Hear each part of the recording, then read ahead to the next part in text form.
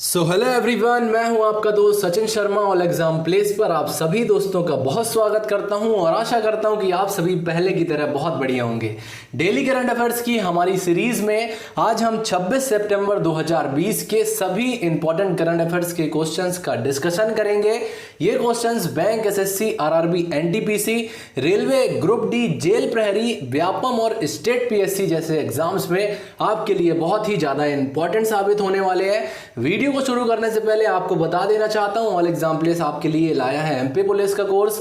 आपके जैसे बहुत सारे स्टूडेंट हमारा ये कोर्स ज्वाइन कर चुके हैं। आप भी मात्र 1000 रुपए की फीस देकर एमपी पुलिस का हमारा ये कोर्स ज्वाइन कर सकते हैं और अपनी तैयारी को और भी बेहतर बना सकते हैं।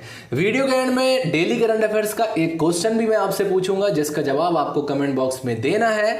तो चलिए शुरू करते हैं आज का लेसन। हमारा आज का पहला प्रश्न है, राफेल लड़ाकू विमान उड़ाने के लिए इनमें से किस पहली महिला पायलट का चयन किया गया है। दोस्तों, रिसेंटली शिवांगी सिंह को राफेल विमान के स्क्वाड्रन की पहली महिला पायलट बनने का गौरव प्राप्त हुआ है। शिवांगी जी ने जो है दोस्तों देश के सबसे ताकतवर लड़ाकू विमान राफेल को उड़ाने की जिम्मेदारी जो है इन्हें सौंपी गई है। शिवांगी जी जो है, इनकी पोस्टिंग की बात करें तो वर्तमान में ये राजस्थान में पोस्टेड है। राफेल जैसे ही भारतीय वायुसेना के बेड़े में शामिल MiG-21 बाइसन की जगह लेगा, शिवानी जी जो है इस भूमिका में आ जाएंगी। अभी जो है ये हैदराबाद में अपनी ट्रेनिंग पूरी कर रही हैं। वर्तमान में दोस्तों ये MiG-21 की फाइटर पायलट है।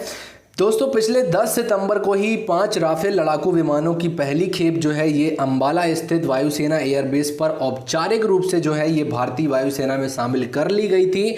आप सभी को पता है पिछले कुछ महीनों के भीतर ही ये सारे काम हुए हैं। अक्टूबर में जो है दोस्तों डील ये हुई है कि हम 36 राफेल लड़ाकू विमान जो है फ्रांस से खरीदने वाले हैं। 36 में से 5 आ गए हैं, 5 जो है ये अक्टूबर मंथ में अगले मंथ आने वाले हैं और जो बाकी के बचे हुए राफेल लड़ाकू विमान है ये भी धीरे धीरे करके जो है भारत में भेजे जाएंगे।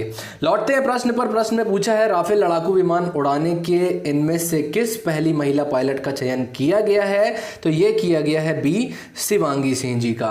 अगला प्रश्न है दोस्तों हमारा, हाल ही में किस राज्य में आयोजित होने वाले IFFI जो फेस्टिवल है इसे स्थगित कर दिया गया है। तो दोस्तों, रिसेंटली भारतीय अंतर्राष्ट्रीय फिल्म महोत्सव के 51वें संस्करण का आयोजन जो है ये 20 से 28 नवंबर 2020 के बीच गोवा में आयोजित किया जाने वाला था। अब इस फिल्म फेस्टिवल का आयोजन 16 से 24 जनवरी 2021 में आयोजित किया जाएगा। हमारे जो केंद्रीय सूचना एवं प्रसारण मंत्री हैं प्रकाश जावड़ेकर जी, इन्होंने जो है गोवा के सीएम प्रमोद सावंत से इस बाबत चर्चा की है, जिसके बाद प्रमोद सावंत ने चर्चा करने के बाद आयोजन को टालने का फैसला किया है। अब ये फैसला क्यों किया है टालने का, तो दोस्तों हमारे जो सूचना और प्रसारण मंत्रालय है इनके अधिकारियों ने बताया है कि कोरोना वायरस महामारी जो है कोविड-19 जो है वर्तमान में इसकी स्थिति को देखते हुए जो है इस आयोजन को टालने का फैसला किया गया है। International film festival of India की शुरुआत दोस्तों 1952 से हुई थी। उस समय इसका आयोजन जो है हमारे भारत के प्रथम प्रधानमंत्री श्री पंडित जवाहरलाल नेहरू द्वारा किया गया था। तो इसका ईयर भी हमें याद रखना है कि कब से ये शुरू हुए थे। लौटते हैं प्रश्न पर। प्रश्न पूछा, हाल ही में किस राज्य में आयोजित होने वाले IFFI फेस्टिवल जो है इन्हें स्थगित कर दिया गया है। तो ये किया गया है डी, गोवा। अगला प्रश्न है दोस्तों हमारा, हाल ही में एसर इंडिया का ब्रांड एम्बेसडर किसे बनाया गया है। दोस्तों, recently personal computer brand Acer India ने अभिनेता सोनू सूद को अपना ब्रांड एम्बेसडर बनाया है।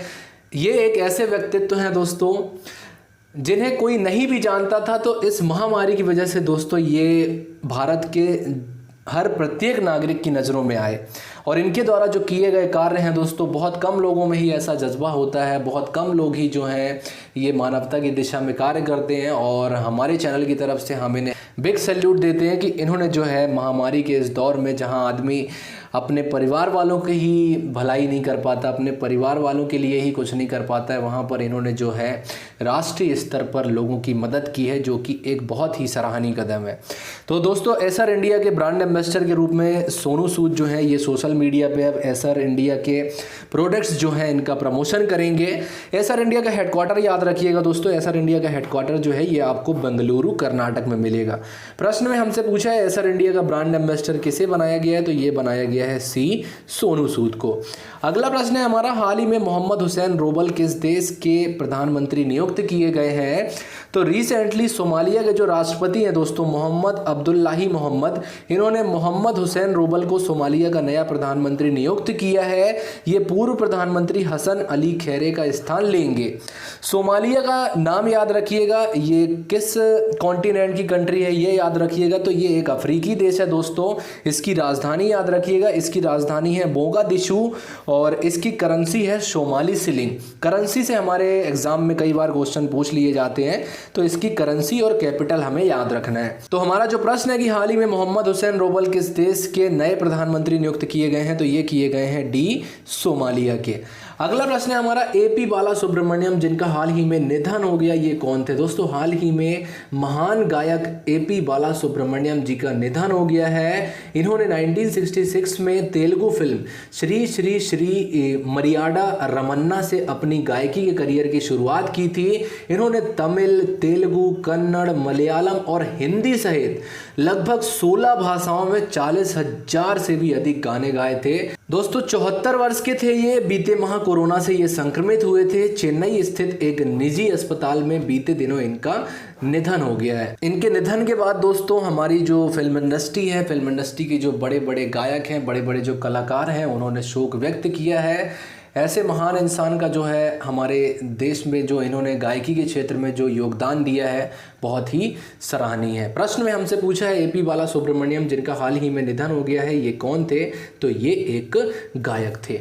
अगला प्रश्न है हमारा, मुख्यमंत्री ग्राम्य परिवहन अचोणी योजना किस राज्य की योजना है? दोस्तों असम के जो मुख्यमंत्री जी हैं सर्बानंद सोनोवाल जी, इन्होंने राज्य परिवहन विभाग की मुख्यमंत्री ग्राम्य परिवहन अचोणी योजना शुरू की है। ये योजना क्या है दोस्तों? तो इस योजना के माध्यम से ग्रामीण कनेक्टिविटी को बेहतर बनाने और गांवों में रोजगार उत्पन्न करने के लिए जो असम का राज्य है, यहाँ पर सभी गांवों में जो है लाइट मोटर व्हीकल सर्विस शुरू की जाएगी। गांव के हर एक लाभार्थी को जो है एक वाहन उपलब्ध कराया जाएगा।